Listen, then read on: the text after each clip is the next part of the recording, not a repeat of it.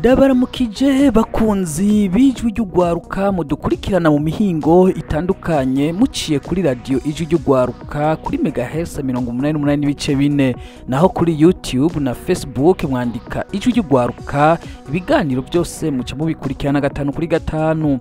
Ewe ijwi ry'ugwaruka ntawe utokumviriza. Ndakunda cyane ibiganiro vya Wavreb ijwi ry'ugwaruka FM. Kuri uyu w'Imana igenekerezo rya 14/0 uno mwaka w'2024 abavuka mutumba wa Samwe uri muri komine Rugombo intara ya Cibitoke baripfurizanije umwaka mushasha w'2024 bongera barakeza umuvuka mutumba wa Samwe azwi cyane ku izina rya Jegeza yashizwe imbere mu mabanga yo kurongora zone ya Rugombo. Ibyo birori byari byatewe iteka n'abubahwa basanzwe bavuka kuri uwo mutumba. Umushinga amateka yatowe muri komine Rugombo, mustaneri wa komine Rugombo ndetse n'abandi batandukanye. Uwaserukiye umutumba yamenyesheje ko umutumba wa Samwe ko wifashe neza abene gihugu bafatanye mu nda kandi bari ku kivi. Aranashimira leta kubyo uwo mutumba umaze kurangurirwa ko yongeye asaba ko boronswa amatara bakongera bakaronswa amazi meza kuko kuri uwo mutumba wose ufise ibombo rimwe gusa.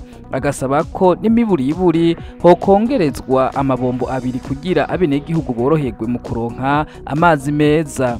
Yarangije aha impanuro umuvuka mutumba wa Samwe Jegeza yatowe kurongora zone ya Rugombo aho yamusabye gutunganiriza abene gihugu. Mustaneri wa komine Rugombo yarishuye ku bisabo byasabwe n'abavuka mutumba wa Samwe aho yamenyesheje ko ikibazo cy'umuyaga nkuba kigeze kure kuko komine yamaze gutanga amafaranga regidezo isaba komine. Agasaba abavuka mutumba bari mu nzego ko bofashanya mu kubandanya bishyuza abajejwe kubaronsa uwo muyaga nkuba. Rero mumufashe tuze turagana agenda jenyene ntabwo tujana ndabahisana kugira ngo duhurireyo hama iyo dosiye nange ipe hehe ipe mu nzego.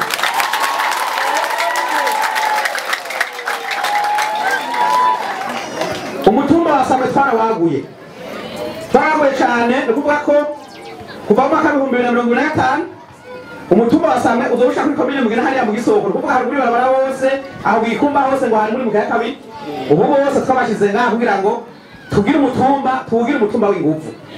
Murumva rero ko turabazirikana kandi turabakunda cyane, ariko akajambo ngomba guherezako mugakurikire neza.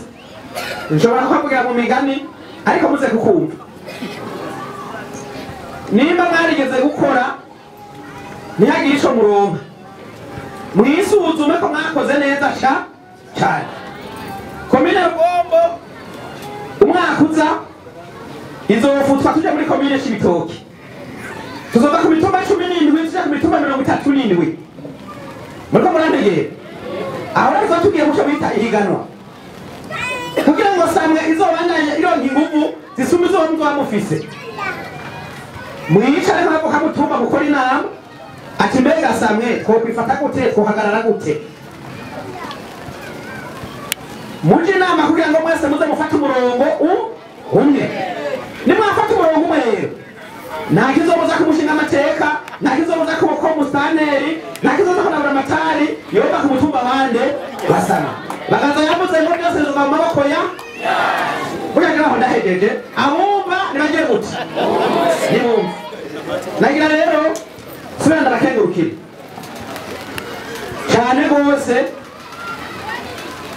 Ikindi kintu gikomeye cyerekana ko abantu bakorera mu bumwe kuvuga bateka twingunganye dutumane ko twese abari kure bari hafi twicare tuganire iby'umutumba.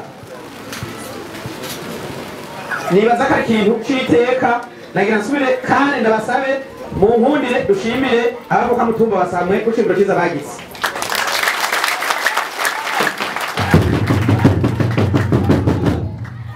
Twabamenyesha ko ivyo birori byarangiye mu kanyamuneza ntangere aho abari aho bose basangiriye hamwe urukanywa.